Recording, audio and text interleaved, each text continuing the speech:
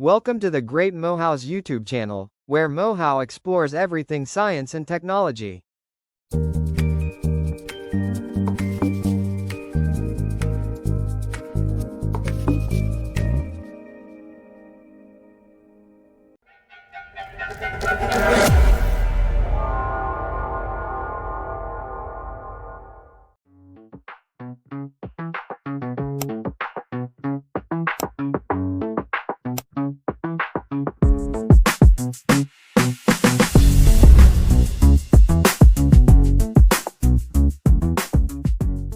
Hey, Tech Talkers, welcome back to Tech Talk Weekly with a computer science major. I am the great Mahau, your host for the podcast. Okay, so this is a continuation of last week's video, but it will be presented as episode 2 of season 2, right? I did cover 6 universities last week. Today I'll just be covering 4 so that we have a total of 10 universities in total, right?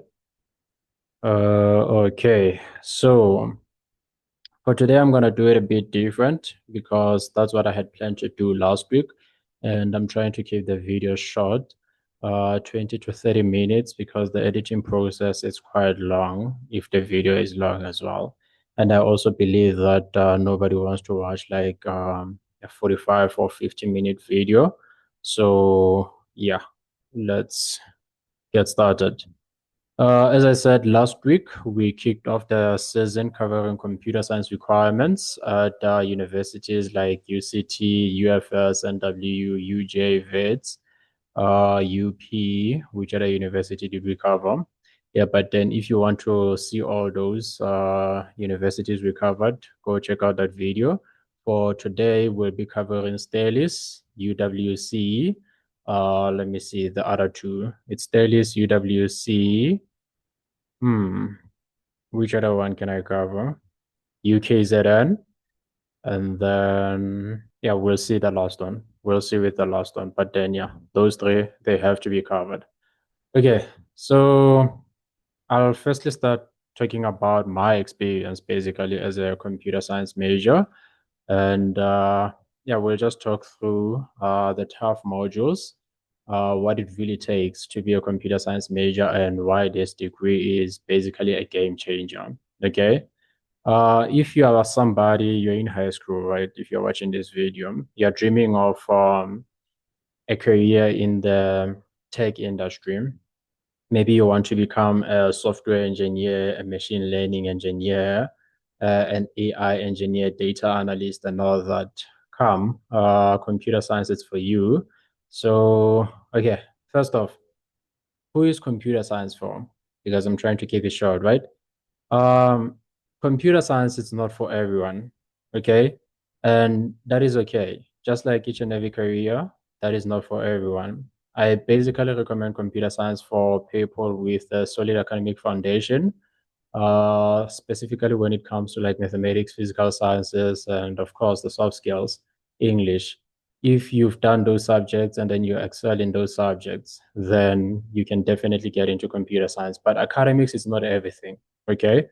In terms of academics from last week's video, I did say you have to be thinking of, strong mathematics results and science results, metric results, right? Get 60% plus in mathematics, pure mathematics, because mathematics literacy won't cut it. You need pure mathematics, okay? And then physical sciences, it's not a requirement per se, but some universities, they do require it. Mathematics and English, those are the main requirements. Okay, you need passion for problem solving if you're going to be into computer science. I'll explain why I'm saying that. If you are somebody who enjoys, solving puzzles, when you're going through a website, if you do have a computer, even if you don't have a computer, but on your cell phone, going through a website, you're somebody who likes to break things and then, get them back together, stuff like that, then try to understand why this thing is working like this and how it was made to basically function. So that's you trying to understand basically the algorithm behind it, the back end side of it, right? If you're somebody like that, then computer science should be for you. Uh, Other than that, the strengths that shine would be your analytical skills, which is basically on the top list. You have to be somebody who can think analytically because you'll be breaking down complex problems, like you're a detective in a way, right? The second part is you need to be able to think logically, pay attention to detail, and be persistent. The reason you have to have these skills is because now, when it comes to debugging, you can basically work on a single problem up until like, yeah, in the AMs. Debugging at 2 a.m., it really tests your soul. So persistence and, just be persistent. If you're persistent, you'll be able to overcome every challenge you'll basically, come across in the course. And then the weaknesses to basically watch for, um, if you're weak in patience, because if you're not persistent, you cannot be patient, right? But those are two different concepts. If you're weak in patience or hate abstract thinking, it might grind you down, but relax. We all start somewhere, right? I basically struggled with perfectionism earlier on, and I had to force myself to basically try and adapt and be flexible. That's a skill you learn as you go on.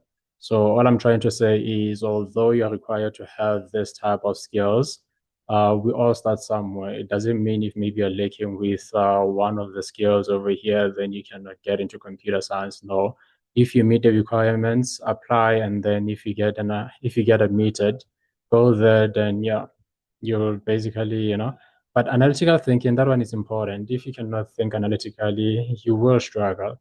You will struggle. I'm not gonna lie. But if you're good in mathematics, then you can think analytically. It wouldn't be a problem for you. And then, what does computer science really entail? Okay. A lot of people think computer science, we are just sitting there hacking other companies or coding all the time.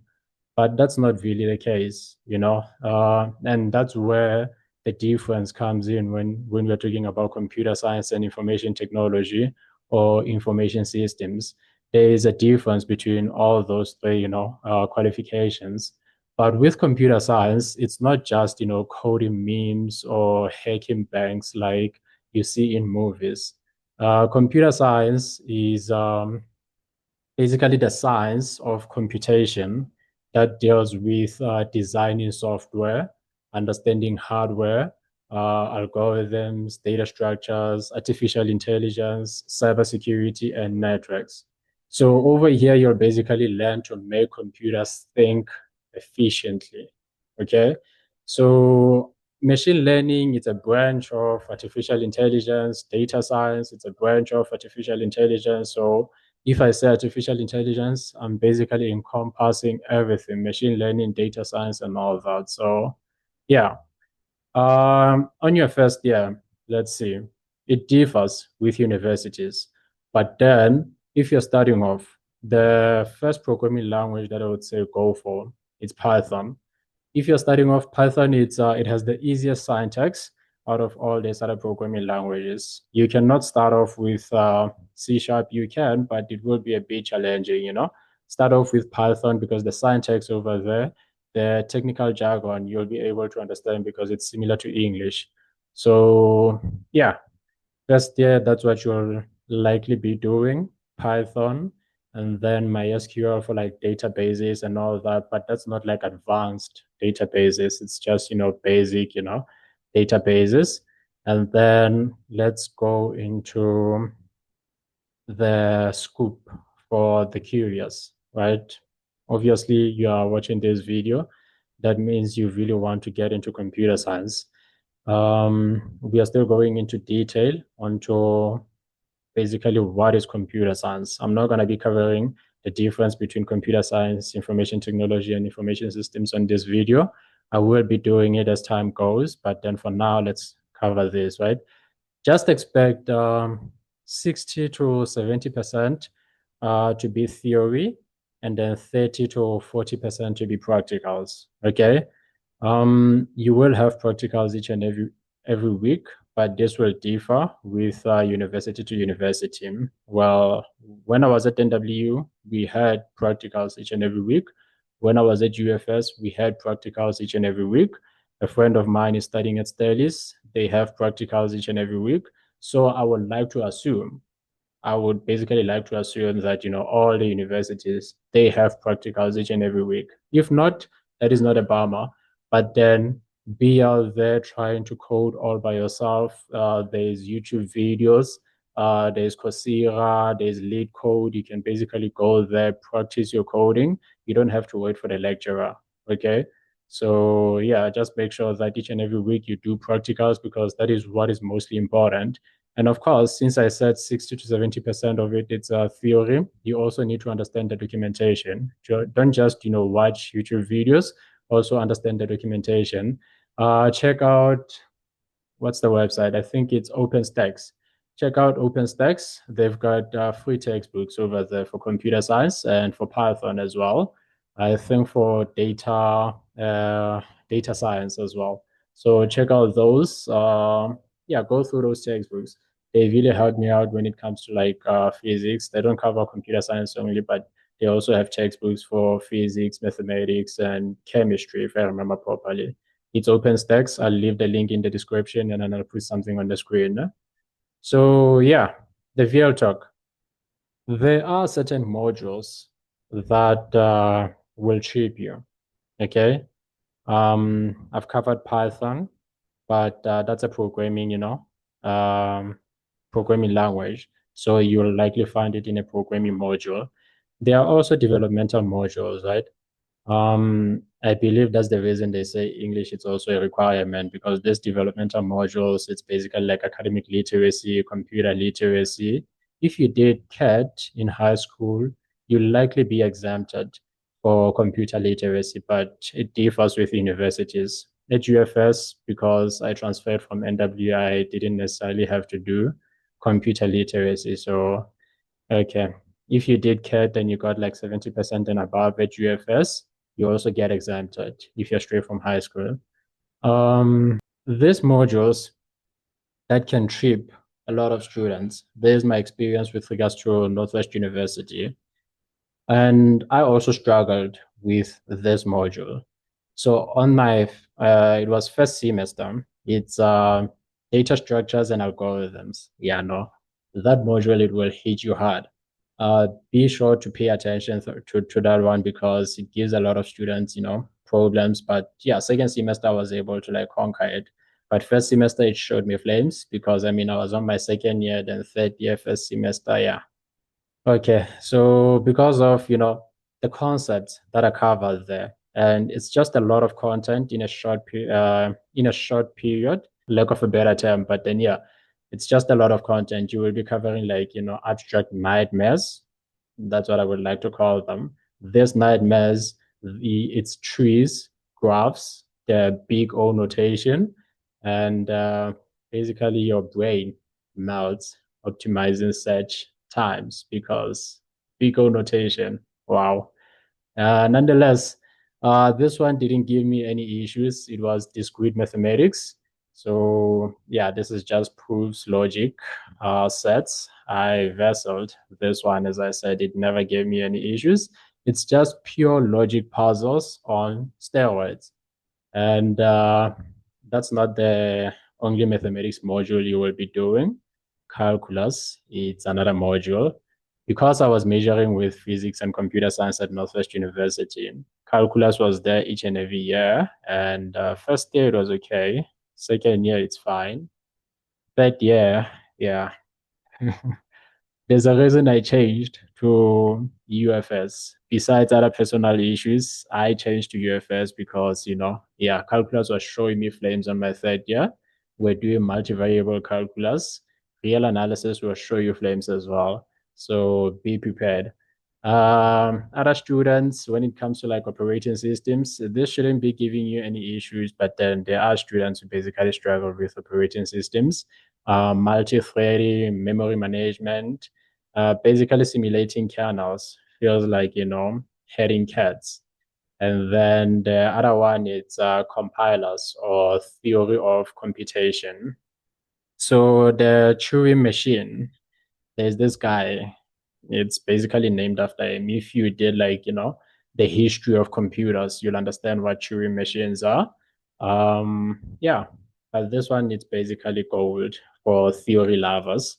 And then, as I said, databases, SQL, MySQL, this one you'll likely do it on your first year, but that is not advanced databases. On your final year, that is when you will be doing advanced databases.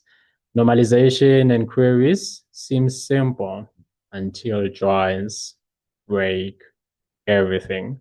So be careful over them. And then personally, as I said, discrete mathematics, it was okay. Data structures and algorithms, trust me, first semester. I failed a test, questioned my life because imposter syndrome. That's what I experienced. Failed a test, questioned my life, imposter syndrome was kicking in, and then I grinded through lead code. Even now, I still utilize lead code. So go to lead code on a daily basis. Second test, I nailed it. So yeah, practice early, join study groups, use Visual Studio Code, and GitHub, like your lifeline depends on it. So yeah, uh, let's see what I can cover because now I'm running out of time. I'm basically running out of time. So, what does it personally take to pursue this? Okay. I would say greed, man. You know, time management, be able to balance lectures. And because you're a computer science major, you have to attend hackathons. This one is not negotiable. You have to attend hackathons. If you're not attending hackathons, you're not on LinkedIn, what are you doing with your life? Relax. If you're on your first day, it's fine. But then second year going forward, attend hackathons. Hackathons are hosted on an annually basis. You can find them probably each and every month. There's a hackathon that's ongoing. It's either it's online or you have to go there. Attend hackathons. If you don't do that, it's a problem. At NW, they also have this hackathon. It's called G Expo. Yeah, it's G Expo. It's mostly for third year, well, final year into IT students or computer science, students.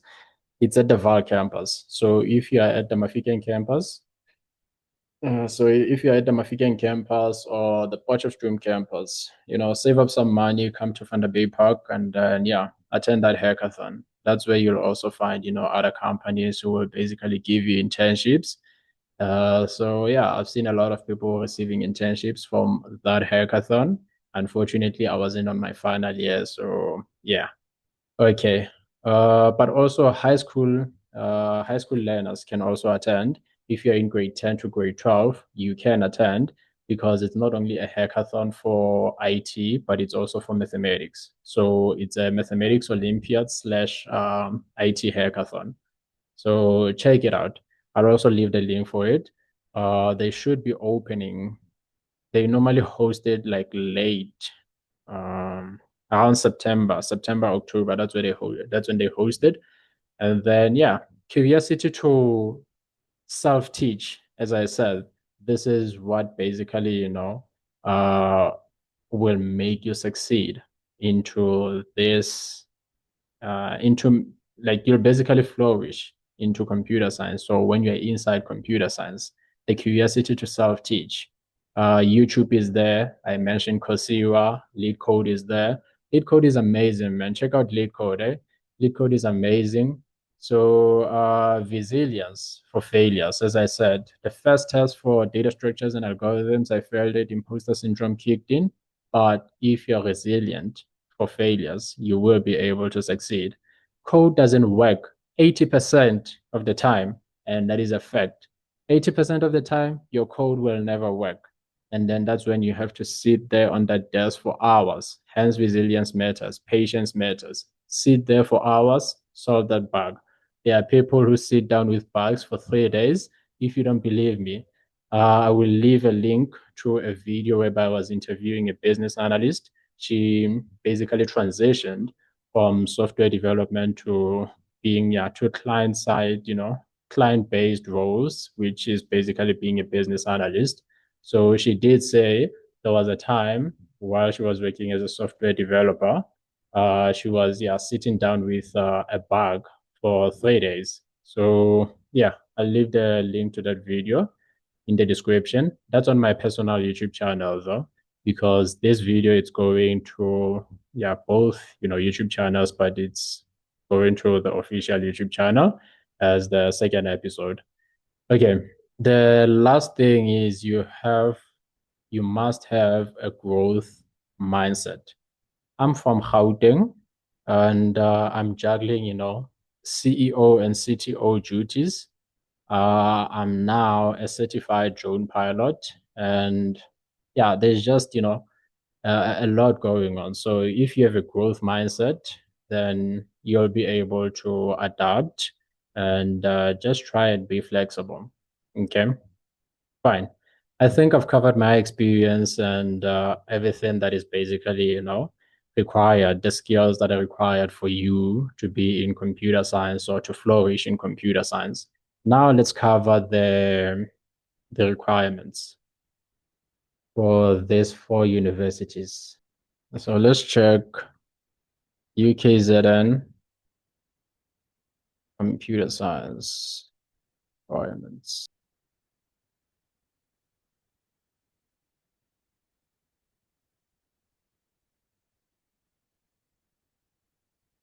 Okay. The thing about these requirements is they are generic, but some universities, as you saw from the previous video, they require, maybe a level lower or a level higher when it comes to the levels or the percentages. So they just need level five, which is 60% in mathematics, level four in English, that is like 50 to 59%. Oh, and life orientation. Okay. Physical sciences, it's also a requirement over there. And then an APS of 28 to 30 plus. This might be outdated. Please check out the UKZN prospectus. It's a PDF. This might be outdated. Let me see. Because a 28 to 30 plus APS. 30 plus, I would believe. 28, not really, but okay. Yeah, as I said, this is outdated. This is from like 2020. So just make sure that you've got level five for mathematics, level five for English, and level five for physical sciences, and APS of 30 plus, because 28 one carded, but then just make sure your APS is 30 plus. And then let's see, life orientation, yes, make sure it's level five upwards, because that's when they start basically crediting you for life orientation. And then let's check studies. Okay. Yeah, the values I'm seeing here. Okay.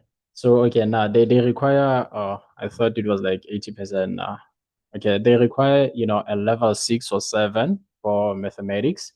And then for English, they require 60% upwards. That is 60% for English if it's home language and 75% if it's a first additional language. And then yeah, physical sciences, not a requirement per se, but please do check out their prospectus. That's where you'll get all the information. That is where you'll get all the information. And what I want to do is UWC.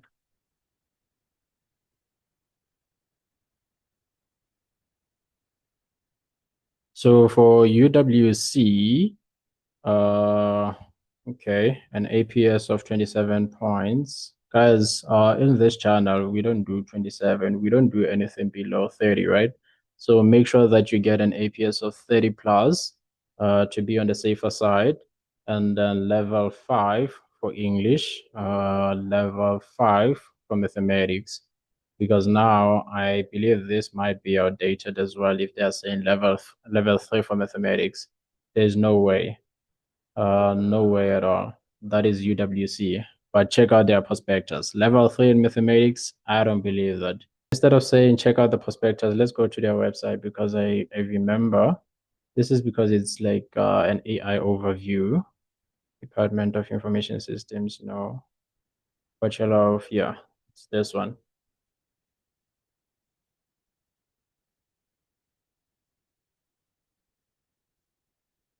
Okay, but then guys, nah. Okay, in this channel, no level threes. This might also be outdated. Check out their prospectus. There's not a prospectus, there's just, a PDF from the university. But yeah, check out their prospectus. That one, no. There's no way. No way at all.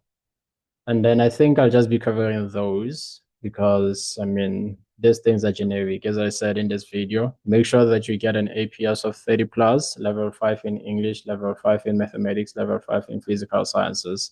That does not mean you don't have to work well on the other subjects. Do work well on the other subjects because that's what will contribute to your APS. I told you guys, or I showed you guys how to basically calculate your APS on the previous video. So yeah. And then finally, why is computer science a great career? Right. First of all, it's in demand. The demand is insane, right?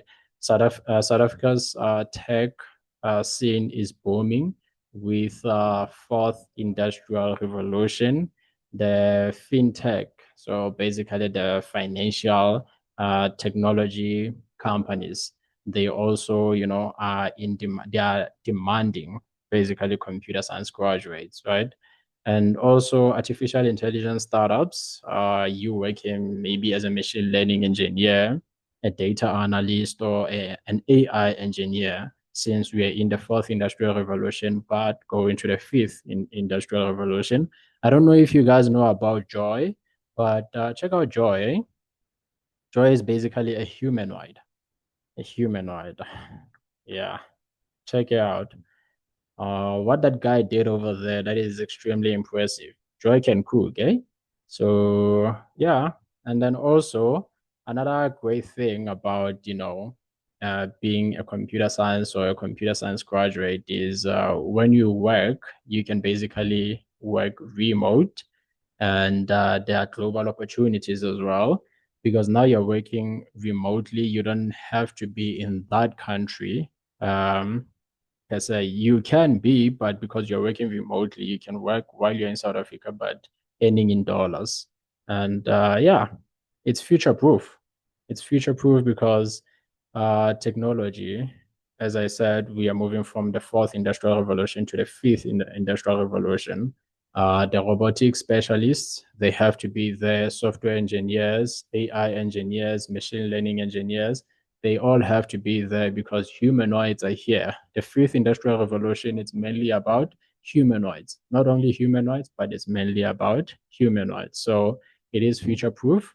And then, yeah, just make sure that you code on lead code. Just practice over there and start with Python. I think I was a bit, I rushed it, but it's okay. I wanted this video to be short. It was a test to see how short I can go with the videos, but I believe I'm happy with what I've covered so far. So, Tech Talkers, that's your computer science blueprint. Hit Northwest University or UFS or whichever university you're interested in. Hit them up and then check when they have their open days. Go there, get more information, code daily, as I said, and chase that passion that you have. And quick questions. What module scares you most? If there is, drop comments, subscribe, and share. Until next week, keep taking tech, okay? Shout out. Brought to you by Royal Mercy Institute.